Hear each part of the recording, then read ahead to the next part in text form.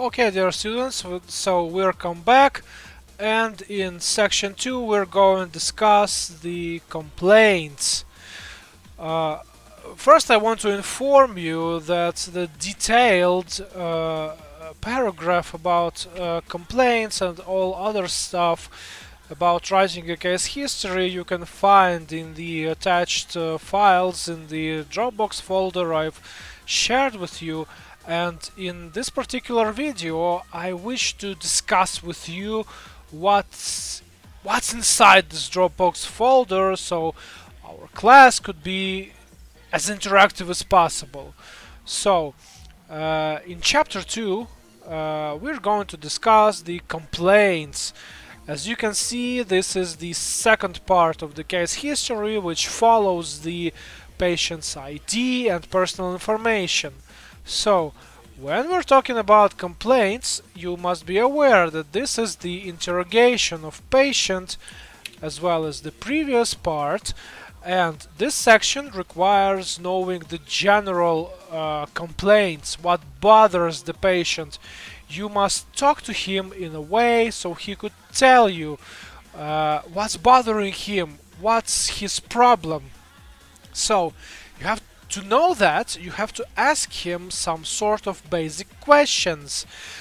And generally, in most of cases, if this is just an ordinary patient, if this is not some urgent condition, if he is not delivered to you unconscious with some heavy trauma or severe bleeding, when he just came to you and you are about to discuss with him, the common thing you begin with, you ask him certain types of questions. So, question number 1, as it usually happens, you might ask him, what's bothering you?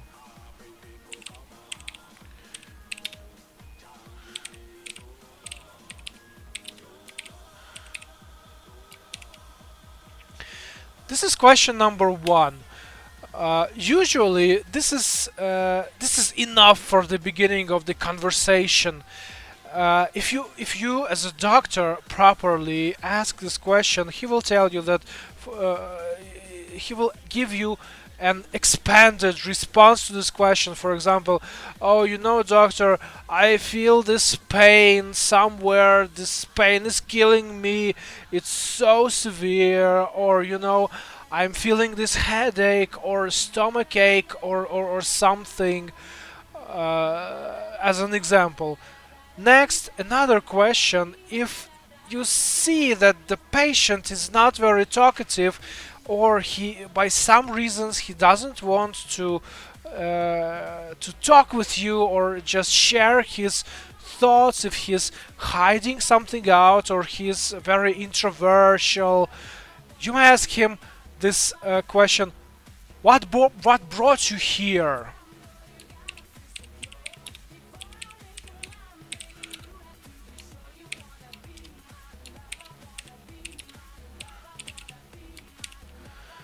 What brought you here? This question here, it means to the hospital. You may clear this out and you may tell not what brought you here, but what brought you to our institution. For example, what made you come here? Why did you decide to see the doctor? This may be another question.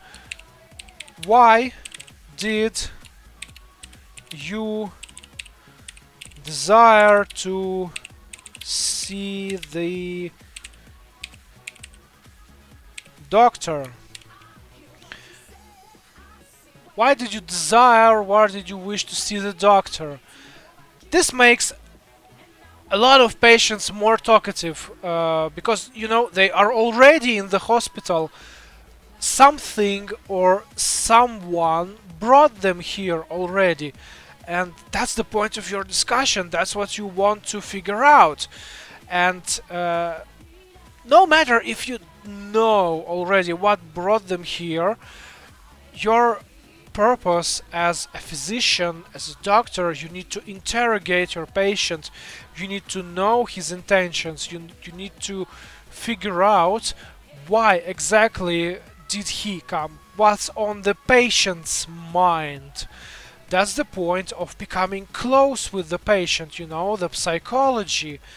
So you have to listen to the answers very precisely, because as clinical experience shows, this aspect, particularly this one, the complaints of the patient, those questions you ask the patient, they give you about 60% of information about his disease. That is why, not in academic history. In academic history, you need to be very brief and precise, but in real life, this is very important. You need to understand what he says.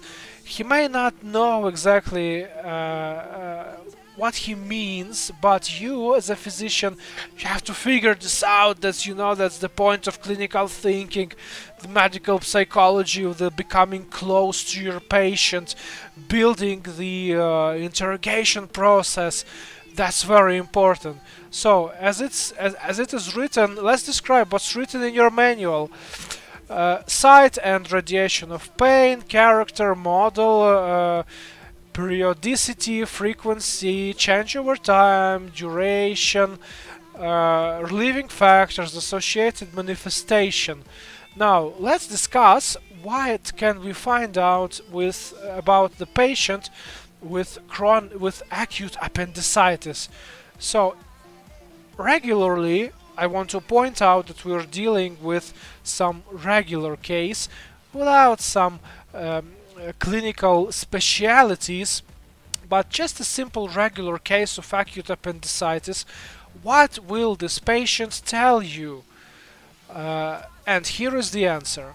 First thing that he will tell you is that he feels the pain in his abdomen.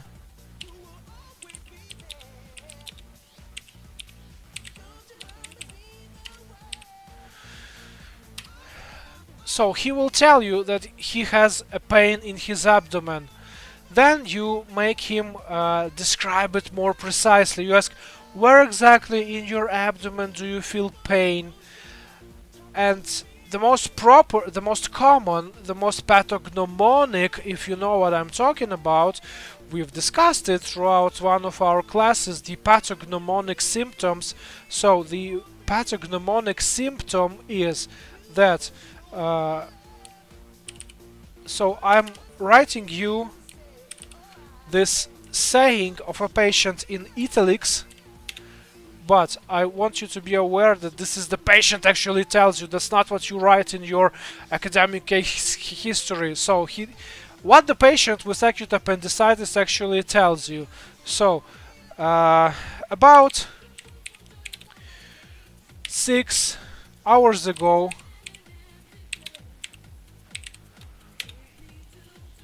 I've felt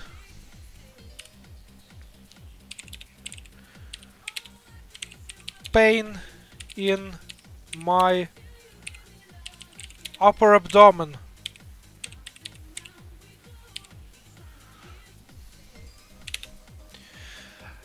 A lot of us, sometimes in our life, we feel this pain in our upper abdomen and we don't give too much of it. It occurs and goes away one time or another.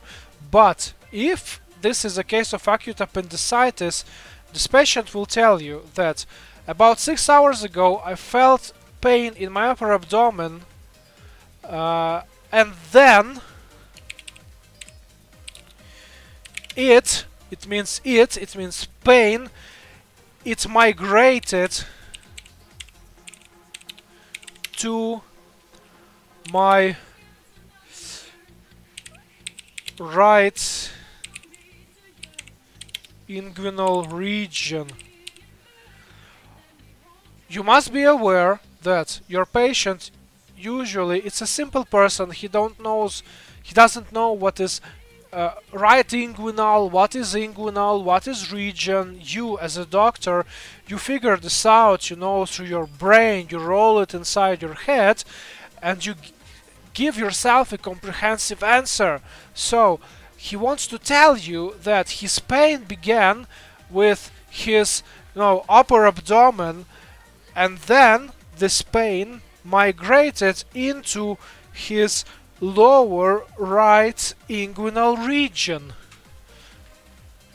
You must be aware that this is a very, very pathognomonic symptom for appendicitis. And that is what usually your patient tells you about.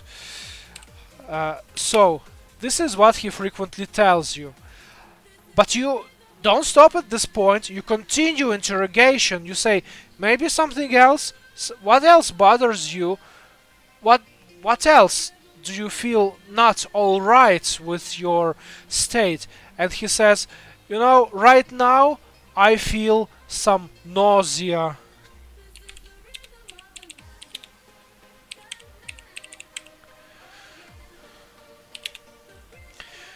Or in most cases he can tell that, I feel that I'm not alright.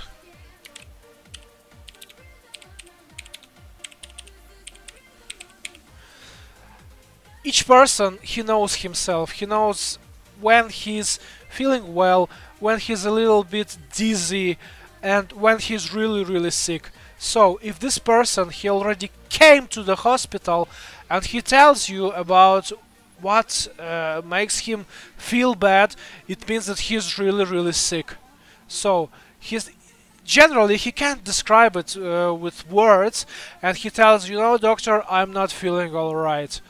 It's something familiar happened to me some time ago, but right now this is very special. It doesn't go away. I'm not really feeling right, so please do something about it. That's what he says to you. So at this point you must be very, very aware of what he tells you. This time when you ask him those questions, what's bothering you, why exactly you don't feel right, this gives you priceless, crucial information about the state of this patient. So in your future practice, be very attentive to those words. Remember them. Believe your patient, because at this point he's speaking the most. He's speaking from the heart. He's giving you the most precise information which no CT scan, no ultrasound, no nothing will give you. So pay attention to this point of what patient gives you. Okay, that's it for the major complaints. Now we go on to secondary complaints.